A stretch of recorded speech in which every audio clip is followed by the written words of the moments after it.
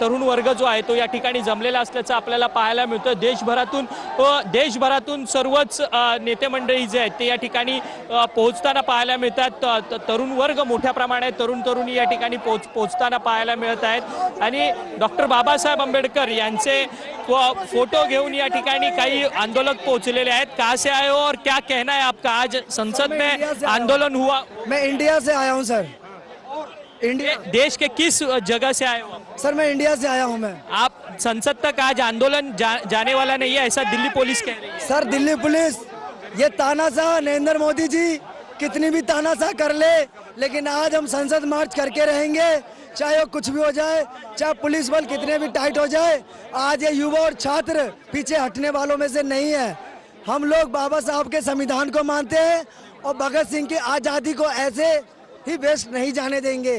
जो ये लोग सोच रहे हैं, जो इनकी मंशा है ना, जो ये लोग कहते हैं कि ये विरोधी बताते हैं कि ये इंडियन नहीं है, इन्हें बाहर से फंडिंग हो रही है, तो सबके आधार कार्ड चेक कर लीजिए मोदी जी, सब भारत के ही रहने वाले हैं, सारे इंडियन हैं। किसी की जात ना पूछिए, किसी का जिला ना पूछिए, हम सब भारतीय नागरिक हैं और हम अपना हक मांग रहे हैं। हम धर्मेंद्र प्रधान का इस्तीफा मांग रहे हैं। एक धर्मेंद्र प्रधान का इस्तीफा नहीं ले पा रहे नरेंद्र मोदी जी, तो ये देश के क्या डिसीजन ले सकते हैं कि अपने एक मंत्री का इस्तीफा लेने में इनकी हवा खराब हो रही है। तर धर्मेंद्र प्रधान यांचा राजीनामा का घेत नाही असा थेट प्रश्न जो आहे तो तरुण वर्ग जो आहे तो या ठिकाणी जंतर मंतरला उपस्थित करताना आपल्याला पाहायला मिळतोय। देशभरातून हे सर्वच तरुण मंडळी जे आहेत ते आंदोलनामध्ये सक्रिय पद्धतीने या ठिकाणी सहभागी झालेले असल्याचं आपल्याला पाहायला मिळतोय। काही पुढे तरुण जे आहेत ते आक्रमक सुद्धा झालेले आहेत। बॅरिकेटिंग लावण्यात आलेली आहे, तरुणांना जंतर मंतर या ठिकाणापर्यंत पोहोचू दिलं जात नाहीये। त्यामुळे हा संपूर्ण तरुणांचा आक्रोश जो आहे तो आज आपल्याला या संपूर्ण जंतर मंतरच्या संपूर्ण परिसरामध्ये पाहायला मिळतोय आणि वेगवेगळे संपूर्ण ज्या काही त्यांच्या मागण्या आहेत त्या सातत्याने तरुण वर्ग जो आहे तो मांडताना आपल्याला या ठिकाणी पाहायला मिळतोय आणि मोठ्या संख्येने तरुण जे आहेत ते सध्या या जंतर मंतरवरती सामील झालेले आहेत आणि आंदोलन जे आहे ते त्यांच्याकडनं केलं जातं आणि दिल्ली पोलिसांकडनं खरं तर दिल्ली पोलिसांकडनं त्यांना सांगण्यात येतंय भगत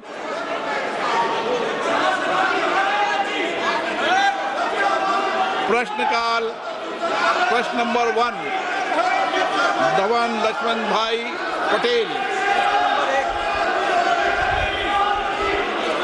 धवन लक्ष्मण भाई पटेल प्रश्न नंबर 1।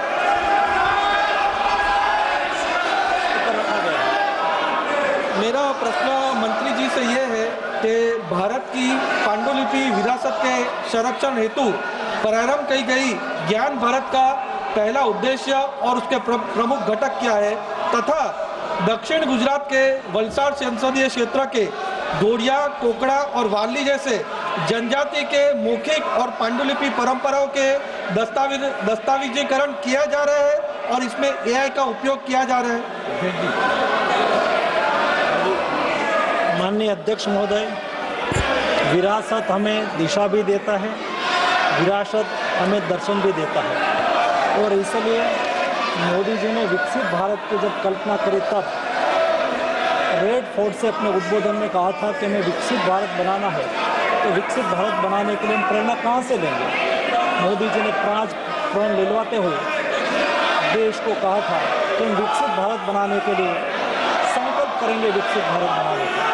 दूसरा प्रण दिलवाते हुए गुलामी को मानसिकता को छोड़ने की बात कही थी और तीसरा प्रण दिलवाते हुए मोदी जी ने कहा था कि विरासत से प्रेरणा लेकर हम विकसित भारत बनाएंगे।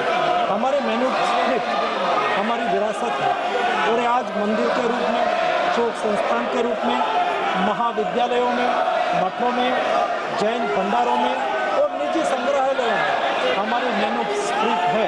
ये मैन्युस्क्रिप्ट को हम ज्ञान भारत मिशन के द्वारा उसको आरक्षित करने के लिए, डिजिटलीकृत करने के लिए, रिसर्च ड्रिवन बनाने के लिए, जन सुलभी बनाने के लिए मोदी जी ने ज्ञान भारत मिशन का लॉन्च करा और ये ज्ञान भारत मिशन के द्वारा देश में आज 1 करोड़ से अधिक मैन्युस्क्रिप्ट का सर्वे करा गया। उसमें से ये मैन्युस्क्रिप्ट में से 8 करोड़ आज डिजिटलाइज्ड हो चुकी है और उसमें से 3,70,000 मैन्युस्क्रिप्ट आज ऑलरेडी अपलोड हो चुकी है और उसमें माननीय सदस्य ने कहा है कि अपनी लोकल लैंग्वेज में होगी तो उसको भी इस सर्वे में शामिल करके उसको भी उसके ऊपर भी संशोधन करा जाएगा और डिजिटलाइज करा जाएगा। माननीय सदस्यगण, संसद लोकतंत्र का सर्वोच्च संस्था है। मेरा आपसे आग्रह है, आप सदन के अंदर सार्थक चर्चा करें, संवाद करें, लोगों की जन आकांक्षाओं अपेक्षाओं को रखें। मैं सभी माननीय सदस्यों को उचित नियमों के तहत पर्याप्त समय, पर्याप्त मौका दूंगा। मेरा आपसे आग्रह है कि तख्तियां और नारेबाजी से सदन की मर्यादा नहीं बनती है। मेरा आग्रह है कि सदन का प्रथम दिन है और इस परंपरा को तोड़ना चाहिए कि प्रथम दिन सदन नहीं चलेगा। मैं हमेशा आपसे आग्रह कहता हूं कि आपको पर्याप्त अवसर, पर्याप्त समय मिलेगा। नियमों के तहत नोटिस दीजिए। सदन नियमों प्रक्रियाओं से चलता है। मैं आपको पर्याप्त समय दूंगा। अभी प्रश्नकाल है, प्रश्नकाल के अंदर नारेबाजी करना, तख्तियां लहराना उचित नहीं है। आप सब वरिष्ठ सदस्य हैं, प्लीज आपसे आग्रह है कि अपनी सीट पर बैठें, सदन चलाने में सहयोग करें। सदन नहीं चलाना चाहते, प्रश्नकाल नहीं चलाना चाहते, चर्चा नहीं करना चाहते, सदन की कार्रवाई आज 12 बजे तक के लिए स्थगित की जाती है।